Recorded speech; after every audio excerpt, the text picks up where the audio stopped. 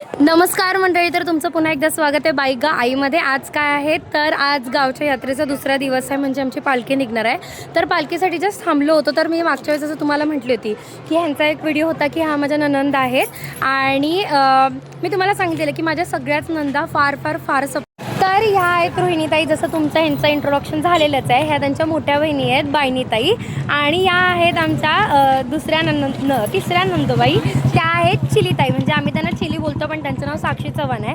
या माझ्या प्रत्येक व्हिडिओला लाईक करतात आणि प्रत्येक व्हिडिओला कमेंट करायचा प्रयत्न करतात. आणि ही आहे नेत्रा, म्हणजे माझ्या जाऊबाईंची मुलगी. ही रावपेक्षा थोडी मोठी आहे. तर ही माझी फॅमिली आहे. ऑलरेडी माझी फॅमिली खूप मोठी आहे आणि मला खूप मोठा सपोर्टर बेस आहे. चव्हाण की म्हटलं की फाल्गुनीला सपोर्टच हे ठरलेलंच आहे का ठरलेलं?